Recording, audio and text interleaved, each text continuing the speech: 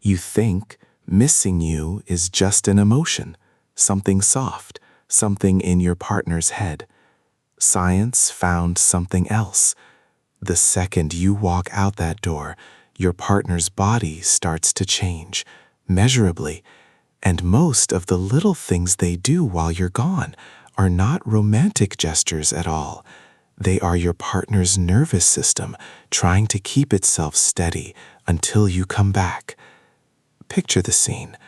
You leave for a trip or just a long day away, and at some point your partner pulls on your hoodie, sleeps on your side of the bed, sends the small text, "Landed yet? Home okay." It looks like sweetness. It is actually regulation. Your partner is reaching for pieces of you because your absence set off a quiet alarm inside their body, and those pieces turn the alarm back down. Here is where the common story gets it wrong. Most people believe that missing someone lives only in the mind, and that the person who leaves, the one out in the world seeing new places, feels it the least. Both of those beliefs are backwards.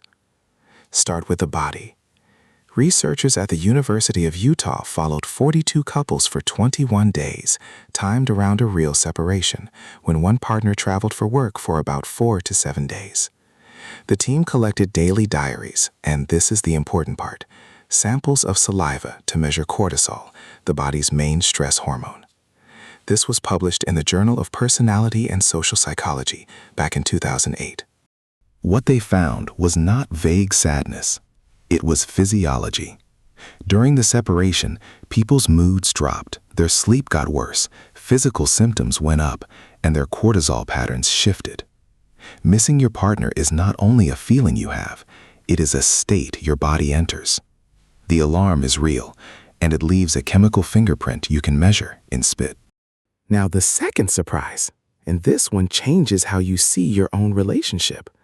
The effects were not the same for everyone, and they were often stronger for the partner who stayed home, not the traveler, the one left behind, sitting in the same rooms, looking at the same empty side of the bed, carrying the bigger dip.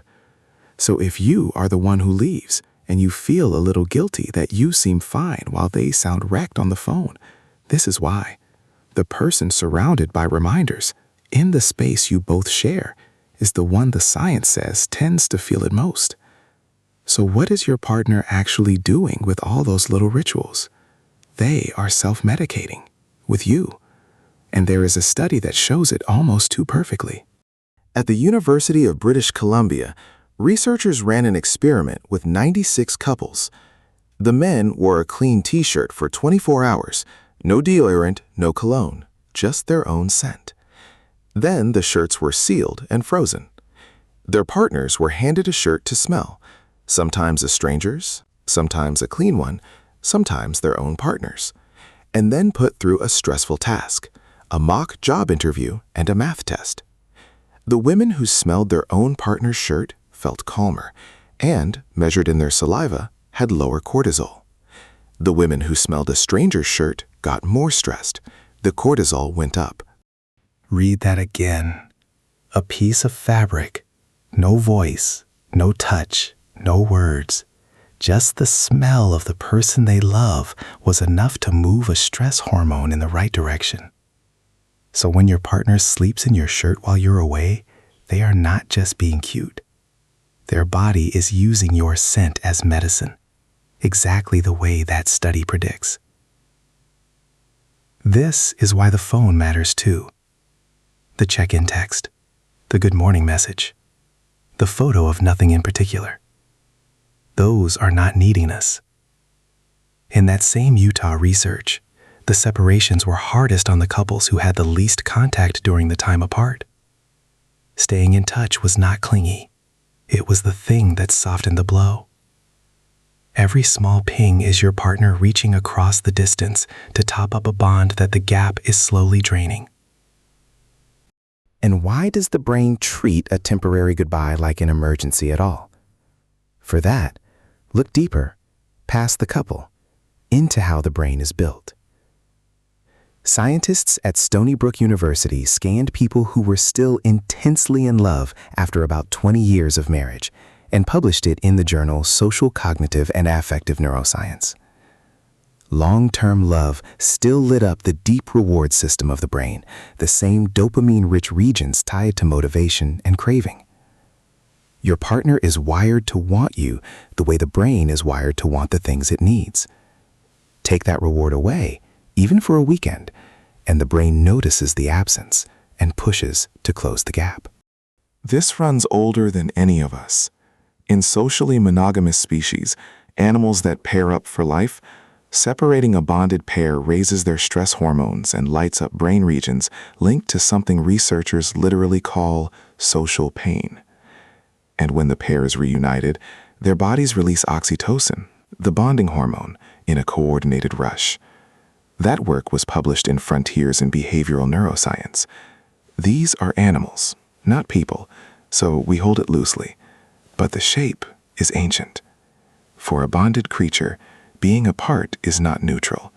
It registers as a threat, because for most of history, losing your other half meant losing safety, warmth, and survival itself. Your partner missing you is a very old alarm doing a very old job. The hoodie, the scent, the side of the bed, the text about nothing. Different behaviors, one ancient goal. Pull a piece of the missing person close and quiet the alarm until the pair is whole again. Now, honesty, because this channel does not sell you fairy tales. This is not identical for every couple. In the Utah study, the strongest reaction showed up in people higher in what psychologists call attachment anxiety. Someone with a more avoidant style might report feeling less or even a little relief in the space. The scent study looked mainly at women smelling their male partners, so we should not stretch it into a perfect law for every couple. Real people vary. The point is not that your partner should fall apart when you leave. The point is that all those quiet behaviors have a real, measurable engine underneath them. Which brings us to the part actually worth watching for. Not the presence of these rituals. Their sudden absence. If your partner has always reached for your shirt, always sent the landing text, always drifted to your side of the bed, and then, over time, all of that quietly stops, and they seem to feel nothing at all when you're apart. That is not proof of anything on its own, but it is worth a gentle, curious conversation. Not an accusation. Just, hey, I noticed something. Are we okay? Because these small separation habits are one of the ways a bond keeps signaling that it is still switched on. When the signal fades for a long time, it is usually telling you something about the connection, long before either of you finds the words. This is behavioral science, not therapy, and the honest move is to talk, together, not to diagnose from your couch. So here is the reframe. The next time your partner steals your hoodie, or you catch them sleeping crooked on your empty side, or your phone lights up with a pointless little message the moment you land, you are not looking at clinginess. You are watching a nervous system take care of itself with the only medicine that works, which is you. Missing someone was never just in their head. It was in their cortisol, their scent memory, their reward circuits, and a bond older than language.